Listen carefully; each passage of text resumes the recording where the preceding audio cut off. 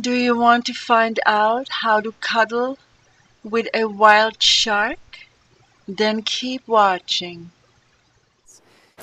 Because of the number of incidents of sharks approaching people in the water, there's been a lot of fear and a lot of reaction, and all sorts of measures are being considered, of course, to try and keep the sharks at bay, or even worse. There's been votes in some parts of the world for culling them. There's talks of various repellent methods. So I was asked to check in with the great white shark species in that area in particular to hear what their view of humans is, particularly humans in the water, and what's really happening in that dynamic. What's going on when there's a so-called attack? And I do say so-called attack because I can guarantee you the shark's motivation is not attack, is not harm, and is certainly not to make us their food. Who I was speaking with was actually great white shark consciousness in general. And what they had to say about the state of play at the moment is what applies all around the world. The truth of the matter is that their food supply has been so decimated. In particular, they showed me a whole range of middle-sized fish species that are either completely absent or are in very, very short supply in the shark's normal range. So their normal food, for which they would go through normal foraging behavior, is just not available to them anymore at all. This has forced great white sharks to have to come a whole lot more inshore in search of the kind of diversity of food that they need. Most of the time they're just plain hungry a lot of the time, and because of being forced into more inshore waters and away from the threats out there like long lines and fishing nets, they themselves, the great whites, are in a lot greater density. They're more tightly packed together as they're cruising our shorelines. The energy between these sharks is therefore competitive. There's a very limited natural food supply. They're all jostling for space and jostling against each other, and this creates a whole field of competitiveness between them. Let's jump track for a minute and look at how humans are being in the water when they are there for recreational purposes. Humans in the water, whether they're paddle skiing or surfing or involved in some sort of water sports, are very often in a very competitive frame of mind and state of being. And on a very real physiological level, that is sending out signals into the ocean. Heart rate variability is increased. The electromagnetic frequency emissions from our hearts, from our brains, are giving the signals into the environment of competitiveness and also hunting. For the surfer who's trying to catch the perfect wave, even in the language of it, there's a clue. Catching a wave has got a feeling of a hunter and a predator. So enter from stage left the other predators, the beautiful apex predators in the ocean, who are themselves feeling competitive between each other. They have a high sensitivity for and a radar that's almost always on for sensing any other competitive or predatory signals in an environment. And when they sense that, they will go and check it out because it might be competition for their own hunting when they are hunting for their real food. When a shark gets closer to a human to come and suss out what is this energy ball that I'm sensing, this feeling of contracted energy, and they're hunting something, when they come closer, most of the time they just turn away, realizing that we're not real competition for them at all. They turn away, and the surfer or the paddle skier never knows anything about the shark having been there. However, if the shark decides to take a closer kind of inspection, the way that sharks test things is using their mouths. They mouth things to test us out.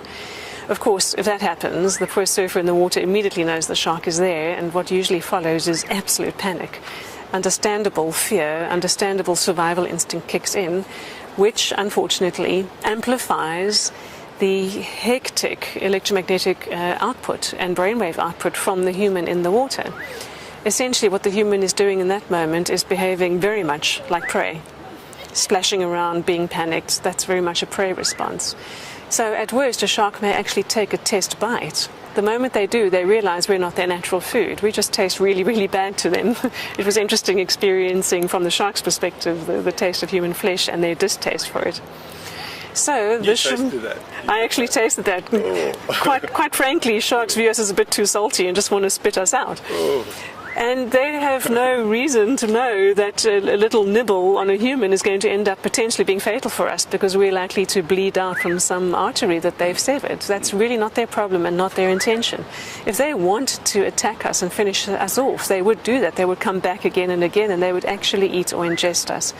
Fear is the greatest obstacle, and we are often fearful before we even step into the water.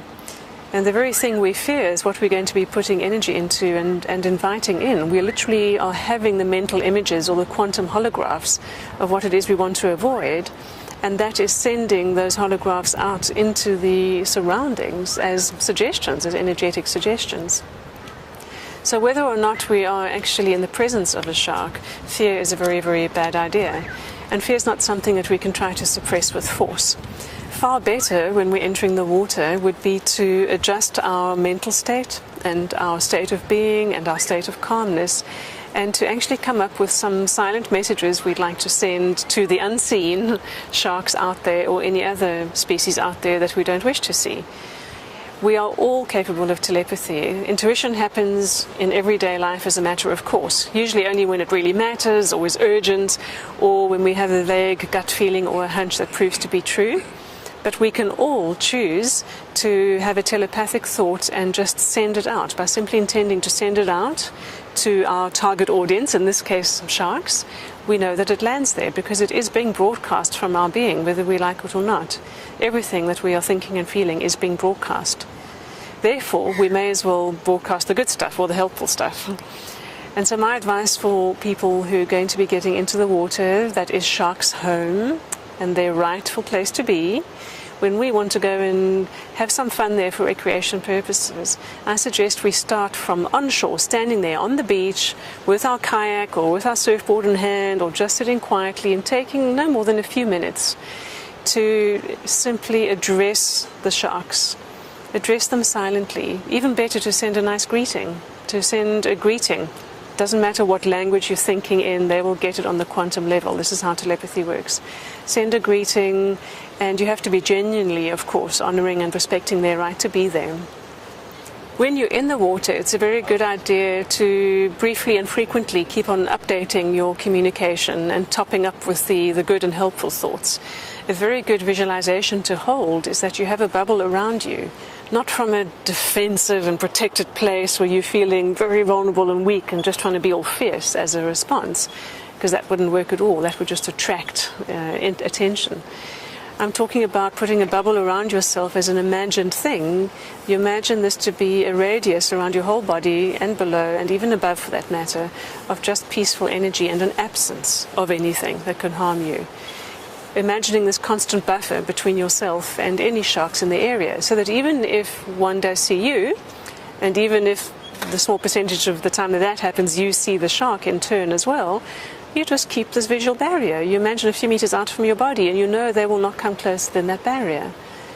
That works much more effectively than other technology-based so-called shark repellents that emit frequency or electricity, because that in itself, unfortunately, really attracts and draws in the sharks to come and see what that's about. Much better to make it your own energy that you are adjusting. And when you are in a resonant state, with presumably the whole point of being in the ocean in the first place is to be enjoying nature, to be, without sounding weird or hippie about it, to be in the flow of the moment and of the sea. It's important to be in a resonant state, because then you, the human, are not going to stand out as this big discordant or weird thing worthy of further investigation. I've been fortunate enough to be swimming in the wild Indian Ocean with completely wild bottlenose dolphins, and in a few different of those occasions I've had sharks approach, tiger sharks, black-tip sharks, and by simply maintaining my innocence towards them and simple appreciation of them, despite the fact that I personally really don't want to be up close to a shark underwater, but extending my appreciation, my greeting, and holding an idea of that buffer has made them swim around me without coming within that radius that I have selected and I have chosen. It's really about who we're being, and we need to stop being competitive or even fearful in the water. Sharks do not attack humans. If anything, if they're interested enough, they might come closer to investigate when they're picking up on certain kinds of energy, particularly the competitive kind. And the classic case was in the final heat of the surfing competition. You see, if sharks attack, they do what's called pulling a vertical from underneath. They start out from underneath you and very quickly zoom up and will just grab you from underneath. When they're mersing along, minding their own business, or coming to investigate, they come in clear view. Usually you can see their dorsal from above the surface. And the dorsal fin of that shark that was approaching Mick Fanning long before he saw it was very clear above the surface.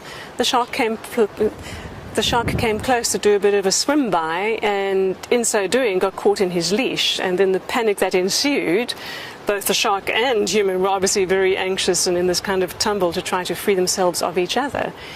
And even in that fright, the shark could so easily have done something to harm Mick, but he didn't. He just wanted to get away. Came a bit too close, sussed out this human. But what I'm intrigued about is the fact that the shark did come that close at the absolute peak of a surfing competition in terms of this state of mind that I'm speaking about. When humans are in a competitive state of mind, that certainly attracts the attention of other predators who, for various reasons of short supply of food and those things I've mentioned already, are by nature having to be competitive with each other. There are over 20 species of sharks in the world, and they are all at the point of near collapse, near extinction. They deserve to have what's left of their home be left alone and to be allowed to mind their own business. What I would say to the authorities who are considering shark deterrent or shark management techniques is to please consider the shark's right to be there. Many of the proposed solutions to keep humans safe from sharks actually involve huge damage to the sharks. There's all sorts of netting and culling and baiting being proposed. Even things that might seem more benign, like putting up various kinds of shark nets to cordon off certain areas, is fundamentally altering their behavior and not only their access to the inshore areas, but also other marine life as well. There's another consideration too. If a hole is made in the population of any species that we humans have chosen to go and exterminate locally or try to reduce the numbers of, something called the species survival syndrome kicks in. That species knows about the sudden gap and the sudden hole in their population at that place, and the reproduction rate increases hugely for them to fill that gap and to fill that hole. So predator control by lethal means never, ever, ever works, not on land and not at sea. In my work as an animal communicator, I'm again and again humbled by the fact that beautiful animals of all kinds who are being destroyed by humans because we don't want them around or we reckon there's not enough space for those animals anymore. I am again and again amazed how those animals haven't just actually risen up against us, because guess what? They know very well what humans are doing towards them. They could choose to attack us, choose to maim us, choose to trample us to death with their large elephants, and the care that they have not to attack us, not to just be reactive and aggressive like us humans are. The compassion that they have for us, just continuing to be themselves and just reflect to us who we're being and keep on taking it and keep on taking it, is nothing short of amazing. I'm constantly humbled by that and sometimes quite embarrassed to be a member of the human species. In summary, the great white sharks are asking for peaceful coexistence. They have no issue with us being in the water if we can be in the water in a good way without meaning them any harm. They are asking for peaceful coexistence. So in short, the best way to achieve that is to really enjoy the water, enjoy it for what it offers you, enjoy being there fully immersed in the moment, pardon the pun, and I do mean in the moment. Be present to everything that's around you. Enjoy what's underneath you in the ocean. Remember to look behind you from time to time, not out of fear, but because you want to appreciate where you are. And remember that the very reasons that draw us into water in the first place are supposed to be fun, not competitive, not having to jostle for the perfect wave. Let's try to keep ourselves safe and in a good state of being while we're in the water, and we will have the most magical encounters, both with the natural elements and with the other animals whose home it is.